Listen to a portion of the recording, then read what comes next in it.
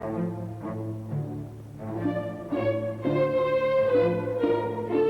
in my opinion, Charles Murphy is really one of the most unusual individuals in the oil industry.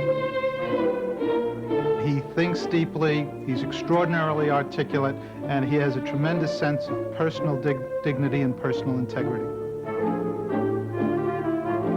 Well, he, of course, started with a very small company and built it up.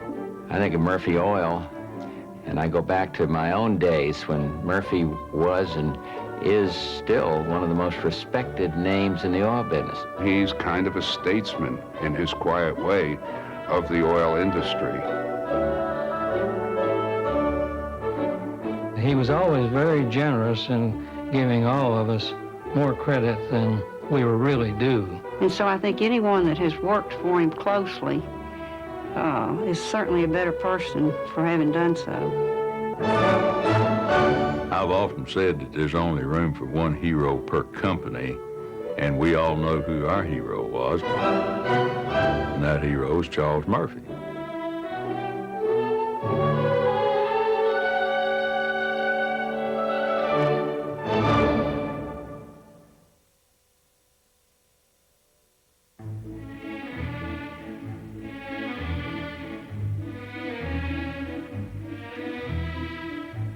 This is a story about innovation and vision, about leadership and legacy.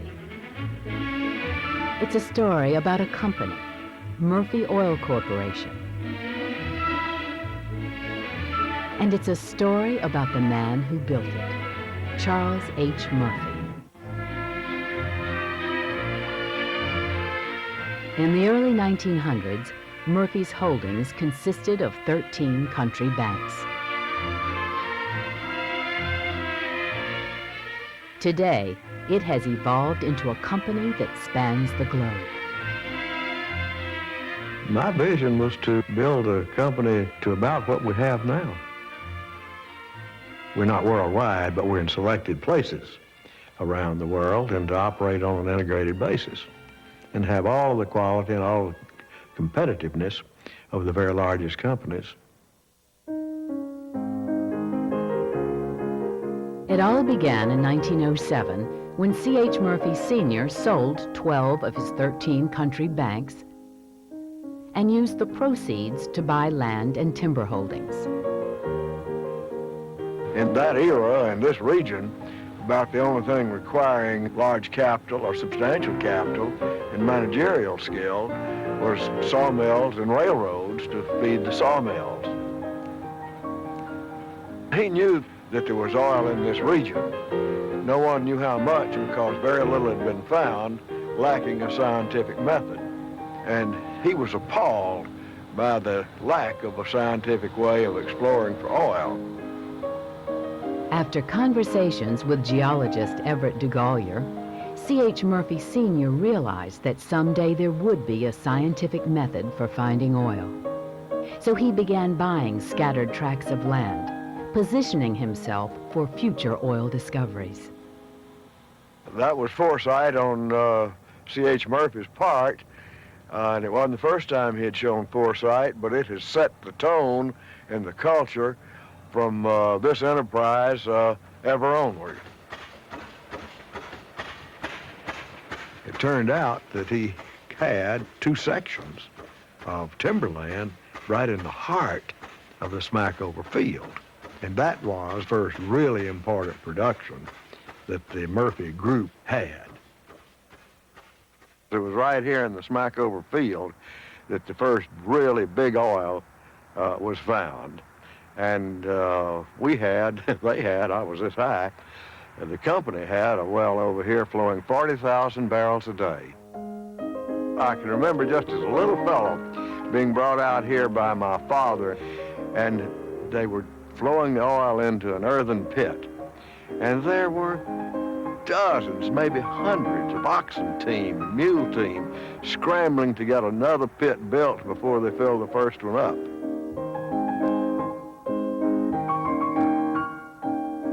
With the discovery of Smackover, South Arkansas became, for a time, the center of the petroleum industry. And Murphy's lands were right in the middle of it.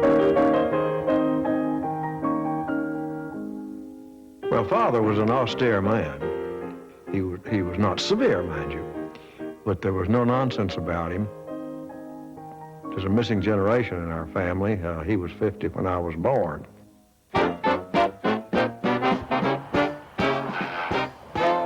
In the 30s, oil was plentiful in southern Arkansas. And during this time, Charles, in the summers, received an unusual education. The teacher was his father, and the lesson plan was how to run an oil company. The classroom was the inside of a car, as he, at age 12, chauffeured his father around the countryside, looking at farms, timber, and prospective oil leases. Father asked me to drive for him. He was crippled, he lost a hand, always had to have a chauffeur. I was his chauffeur when I was not in school. And in the enforced companionship, 2 hours or more in an automobile, instead of talking about the football games or things of that sort, why, we would discuss philosophy, political economy, maybe the teachings of Shakespeare's poetry. Charles really got a wonderful classic education in those hours that he was in the car with his father on many, many subjects.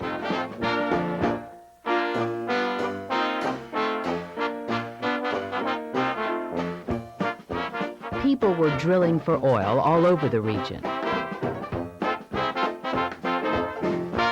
The oil boom offered plenty of practical experience for innovative and eager young men.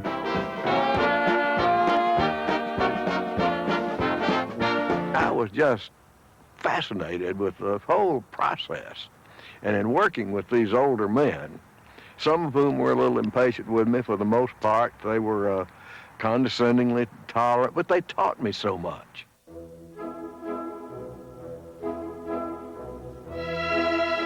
I finished my schoolwork when I was 16. Now, my mother thought that was too young to go to college. So the idea was that I would work 2 years, then go to college with boys of my own age. Well, during that 2 years, though, I had fallen in love. I'd started in business with $5,000 left to me by my grandfather and had a dozen or more people working for me, owed $100,000, which is the equivalent of $2 million now. And the idea of being a freshman in college and wearing a beanie cap just had no appeal.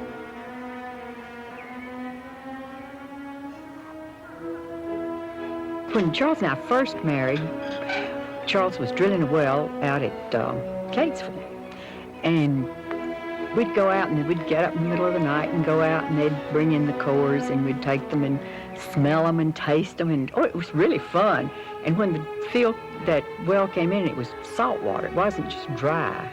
It was salt water, which was absolutely horrible. And I thought we were destitute for the rest of our lives.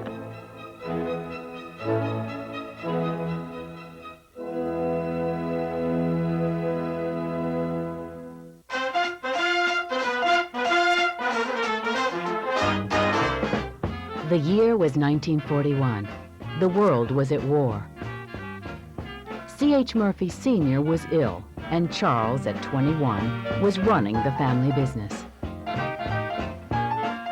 In partnership with Sun Oil, he had begun exploring around Delhi, Louisiana. Soon after, however, he joined the service, leaving the company once again in the hands of his father. Just before being shipped off to the Pacific, the Delhi field was discovered. That is the thing that really launched Murphy Oil. The Delhi discovery was the one that enabled Murphy Oil to emerge from the pack of regional or local independent producers.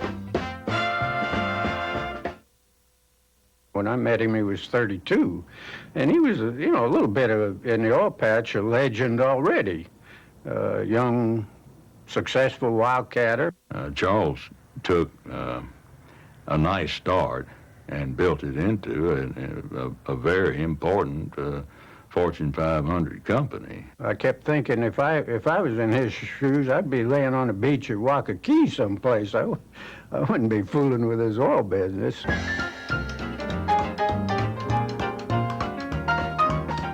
After World War II, the economy expanded rapidly.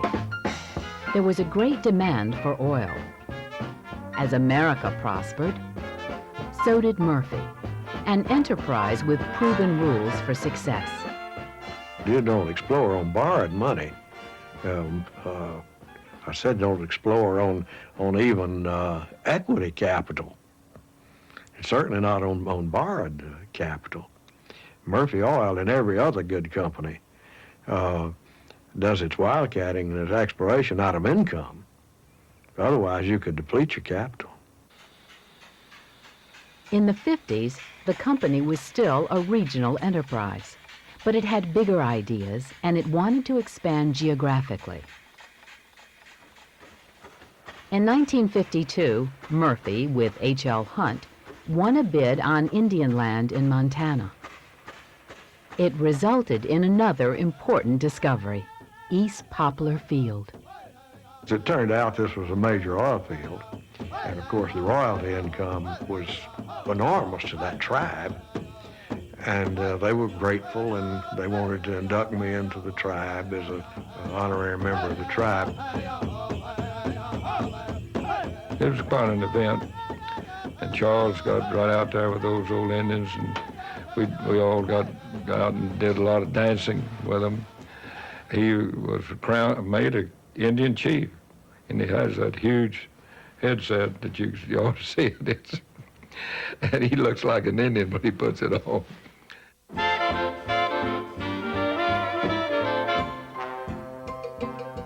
In the early 50s, the company was poised for another big expansion.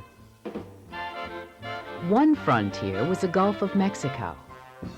It was clear that the oil didn't stop at the water's edge, but there was no practical method for offshore exploration. I was looking for support for this idea for an offshore drilling rig and had tried all the normal places, the people who were in the business and down here on the coast, and couldn't convince anybody. They all knew more about it and why it wouldn't work. And then you get up there in El Dorado, Arkansas, and they were persuaded that I maybe knew something of what I was talking about. Is why don't you back me in building a barge that I will redesign, and we can start off drilling wells for others and then use the profit from it to take farm outs and to find our own oil. That was done.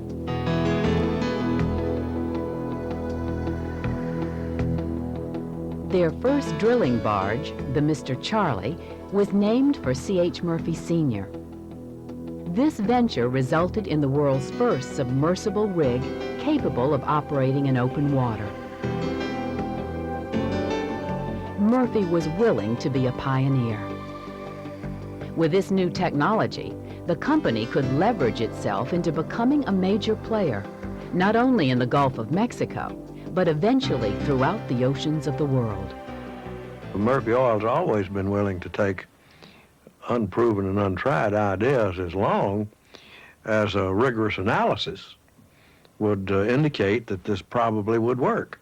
They had much farther vision of this thing than I did and what it could mean. And I thought if we could get this one rig built and get it working properly, that'd be good enough for me, but they didn't let us stop there. The gamble paid off. Odeco became the largest offshore drilling contractor in the world, with more than 40 rigs operating around the globe. The company's first important discovery in the Gulf of Mexico was Ship Shoal Block 113, a 100 million barrel oil field. 100 million is the magic number. That's a major oil field. That's important to anybody. That's a big oil field. That's a big oil field. For a company the size of Murphy, it was always willing to take part in the most complicated, technical, advancements. In Shell Oil Company, we had an association with the Murphy Oil Company and Charlie Murphy from almost the beginning of the offshore industry. They were pioneers in projects that primarily was a size that only the very, very large companies could undertake. Murphy Oil became known worldwide as an innovative company. The strategy had worked. New expansions were accomplished at a dizzying pace in the 50s and early 60s and were financed by going public. In 1956, the company that belonged to Charles and his three sisters was transformed into a publicly owned corporation. Today, an investment in Murphy Oil has provided the original public shareholders a total return of approximately 2,600%. With this new source of capital, the company began to build an integrated system, acquiring marketing, refining, and transportation facilities to complement its exploration and production. We decided to be in every branch of the business.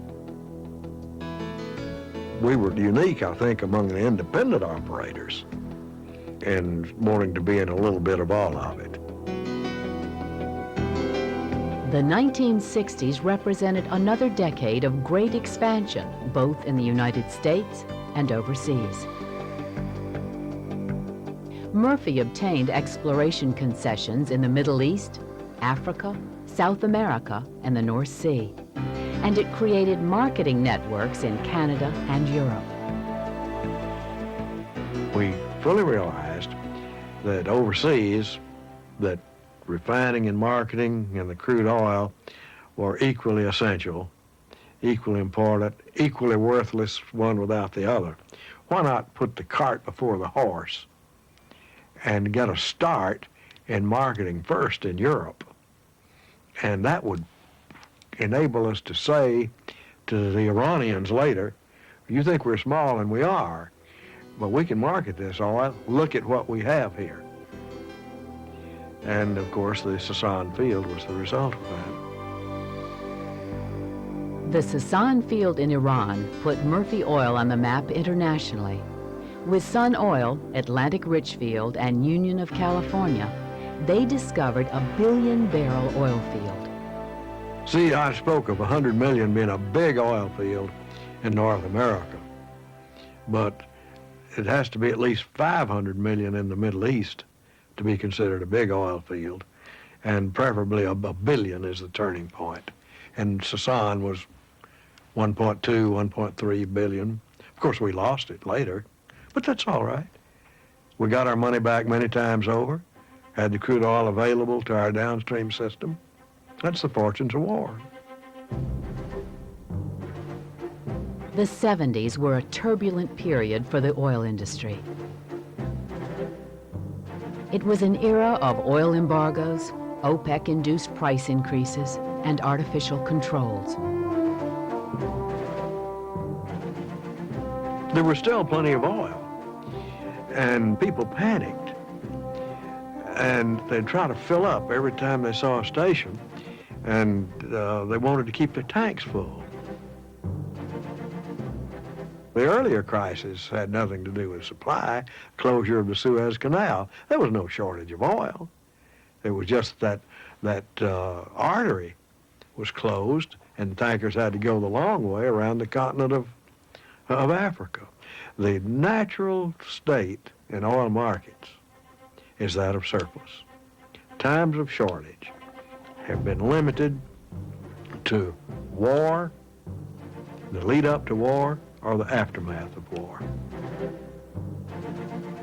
It was a difficult time for the oil industry, but Murphy was able to anticipate where things were going and operate the business to its best advantage.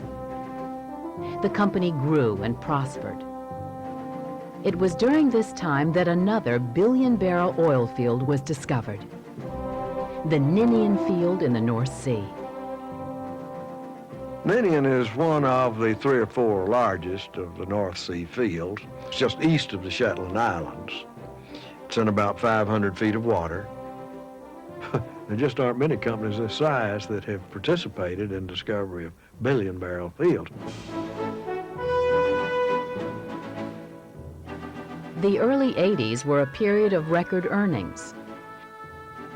By the mid-1980s, high prices strangled demand, and the price of oil plummeted from the astronomical height of $40 to $10 a barrel. But the company weathered the storm, in no small measure, due to a classic Murphy hallmark: financial strength. Charles's over-the-horizon vision, the things that got us into the North Sea and got us into the UK, refining and marketing, were all part of a vision that looked way over the horizon. Most people can see the horizon on a clear day, but few people can see over it. Recently, the company sharpened its business focus and capital structure by buying out the minority interest in 2 of its major subsidiaries and by selling the offshore contract drilling business. Sales proceeds eliminated virtually all debt. Important oil and gas reserves were acquired, and refineries located in Wales, Wisconsin, and Louisiana were significantly upgraded.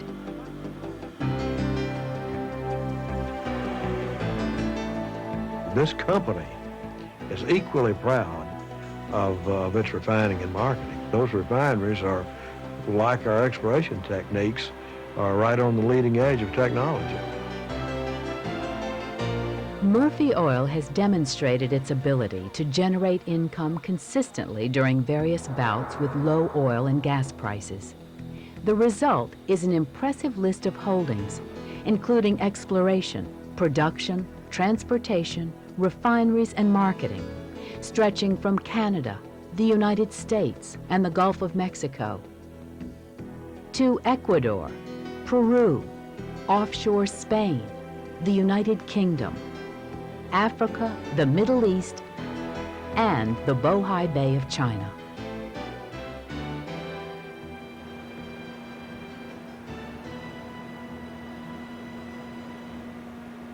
Today, Murphy Oil is located all around the world. In Arkansas and Louisiana, it is still in the timber business, where Deltic Farm and Timber Company have close to 400,000 acres of land in farming, timber, and real estate. In our case, we started as a land and timber company, and our natural diversification and asset for the future is to just go back to where we began, further develop the lands.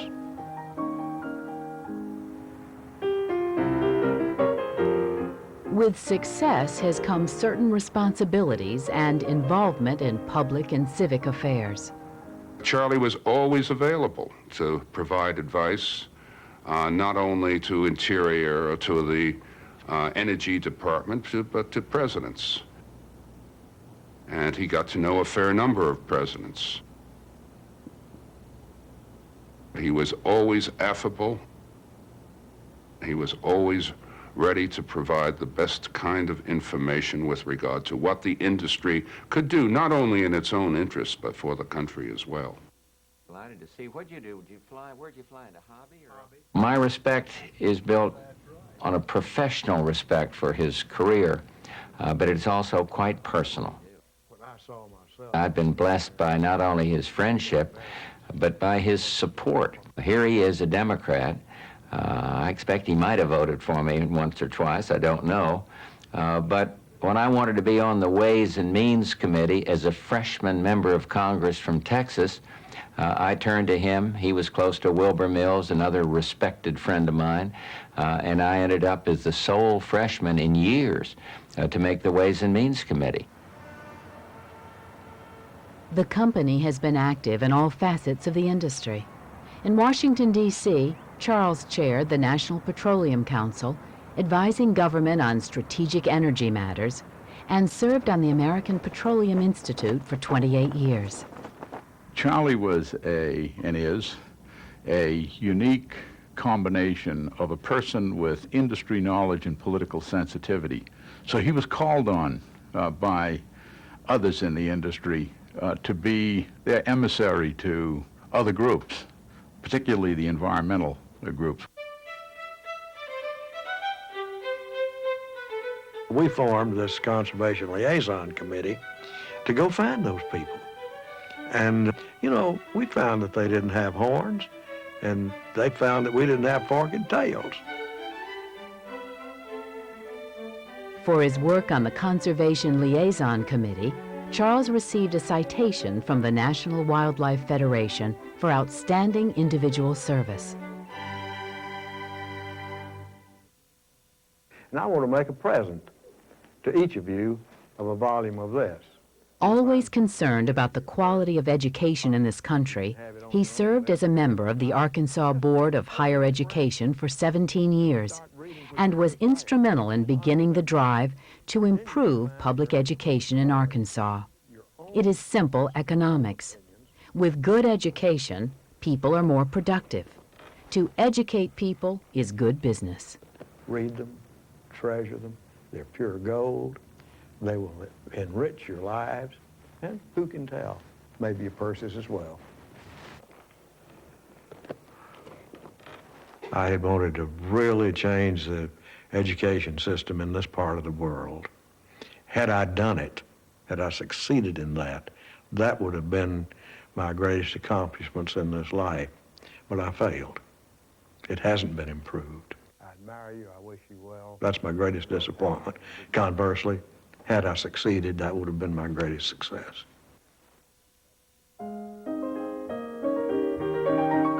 Charles has spent a great deal of time working with private institutions, such as Hendrix College and Tulane University. Charles's efforts enabled me and other members of the administration to develop a balanced budget for the first time in 25 years. That was in 1980, and we've been in the black ever since. In addition to that, Charles put the resources and intellectual force behind the Murphy Institute of Political Economy. That has become the most popular major for undergraduates at Tulane.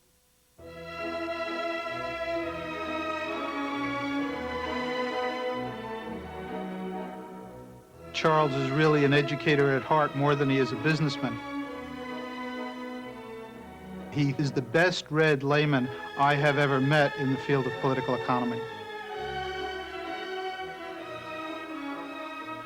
If I could give him a title, it would be that of economist or philosopher. Charles has a long-term way of thinking, more so than anyone else I've ever known. He can think in decades, and I attribute that to his long study of history.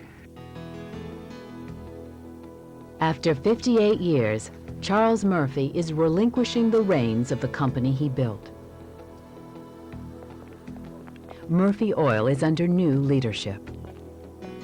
Madison Murphy is chairman of the board, and Claiborne Deming has become the president and chief executive officer.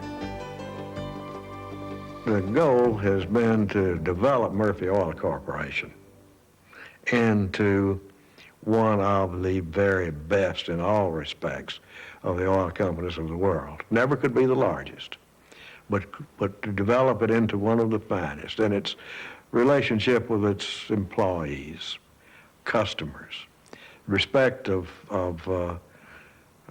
competitors, and in other words, true quality. And I must boast a little, I think we've done that. I think the company has done that.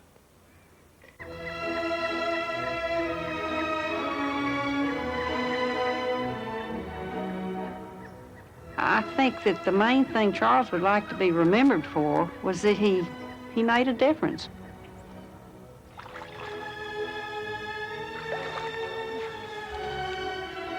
I think of the 90s as the legacy. We're handing it over to a younger generation, and I know they'll do well. I hope that it is a long legacy. I hope that Murphy Oil stays there, stays in Arkansas. It represents a kind of symbol of American initiative. It represents a symbol of the way enterprise can flourish in the United States if there is proper leadership.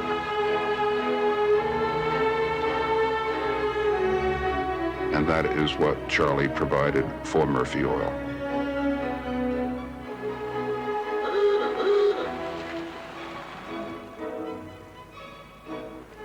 You've gotten me so wound up, and I tend to become so garrulous in these things. I think I've told you and whoever will see this more than they'll ever want to know about Murphy Oil.